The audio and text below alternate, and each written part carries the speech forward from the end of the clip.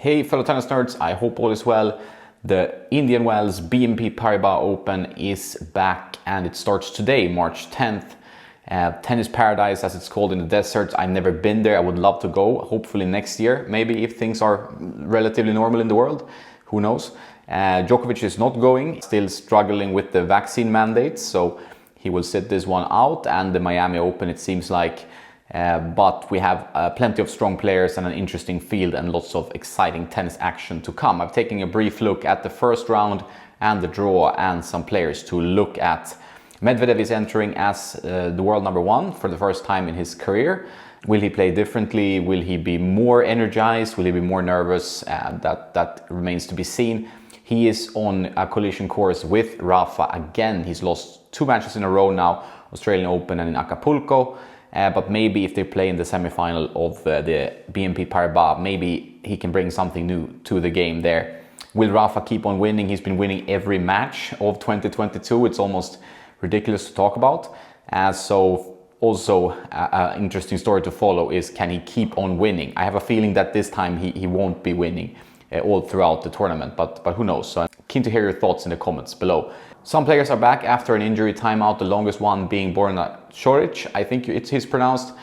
He is back after a long time away from the tour, and he has a tough encounter in his first professional match against Davidovich Fokina. And if he wins, he will face Shapovalov. So it's not an easy start to such a long injury timeout, but nice to have him back. Monfils is also back. He's playing again after his great run in Australia. Can he keep up this form in 2022?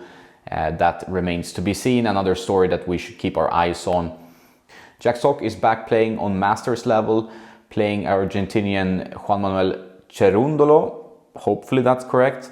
And we'll see how he does. I haven't seen much of Sock's recent matches, so keen to hear what you think about that one. One of the best matches in the first round is Korda Kokkinakis. Kokkinakis also back on tour after a short injury break.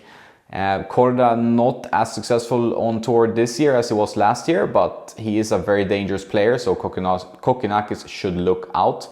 That's going to be one of the best matches of the first round in my opinion or in prediction. I would also keep my eyes on the first round encounter between wildcard Nick Kyrgios playing Argentinian Sebastian Baez. It's going to be a tough one for Nick, I think, as a first round encounter, but he usually plays pretty well at Indian Wells as far as I remember, so it's going to be a good match, another one to bookmark and watch when it happens. There are some Americans besides Jack Sock to keep your eyes on. One of those is Jenson Brooksby, a talented youngster, one of those feisty and strong and smart playing guys, and quite fun to watch him. He plays a bit of a different style than many crafty tennis. And another young player to keep your eyes on is Brandon Nakashima, who is playing Manarino in the first round. And the third American I would highlight here is Maxime Cressy, who is a fun guy to watch with his serve and volley style. We'll see if he can keep up his form that he had in Australia as well. A few guys here I haven't seen much of since their Australian run, and now they're back and these bigger tournaments are coming again. So I'm really going to keep my eyes on those players and see how they can keep up the momentum on the hard courts. Auger-Aliassime has had his best year so far in 2022, played extremely impressively. Also another player to keep your eyes on. Can he keep on playing so well? He has a bye in the first round, playing likely Botic van de Zandschulp in the second round. So bookmarking that match and player as well. Alexander Zverev is playing this week. People thought he would get some kind of suspension, but he has a warning. If he does anything against the conduct, he will get a suspension and another fine, but he already received about $70,000 in fine for his violent outburst against the umpire in the doubles tournament in Acapulco. So will this affect him mentally, all this chaos around him? I don't think so. We've seen it in the past. He seems to be pretty good at playing when there's a media storm and some negative PR, so I think he will keep on playing his tennis anyway. Rublev has been on an impressive tear this year, and he's an outsider to the title for me. I have Medvedev as my first pick and Rublev as my second. I think Rafa will lose a match now here in Indian Wells, but you can never count out Rafa, but this winning streak, it just feels like completely amazing if it just keeps on going and going. So after such a long injury timeout and playing on hard courts, which is not his favorite. So I think he will lose one of these matches. If he goes to the semis, I would pick Medvedev in that match, but then again, you should never really bet against Rafa, right? So, but I'm trying this time around. Andy Murray also received a wild card. He is playing with his old racket, as I talked about in a previous video, and he has Taro Daniel, who he lost against in the Australian Open in straight sets. That was a pretty off-putting result for him. He's also back with his old coach Ivan Lendl for this tournament, so I'm very curious to see how that partnership can influence his tennis, back to his old racket. So things to keep your eyes on there. Frances Tiafoe testing a new racket on the practice courts in Indian Wells, a blacked out frame, looks like a V-Core Pro, but is it then a new V-Core Pro? Is it something else? Why is it blacked out?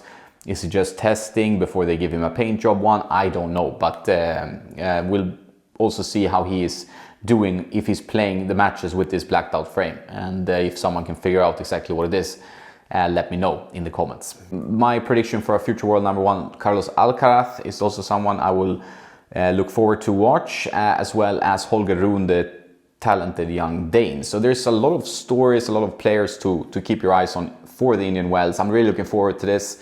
Try to watch the Masters and the Grand Slams more closely, the rest of the tournaments depending on time and so on. But Indian Wells is definitely a tournament to follow, and I wish I was there. It looks amazing as a place and as a tournament. I've never been. I have friends that have been, of course, and it just looks like tennis paradise pretty much. So if you've been, let me know in the comments how it is to go to the Indian Wells ATP Masters tournament. Let me know your predictions in the comments. I'll pick Medvedev, outsider Rublev, third outsider Nadal, but yeah, I think he will bite the dust in this one.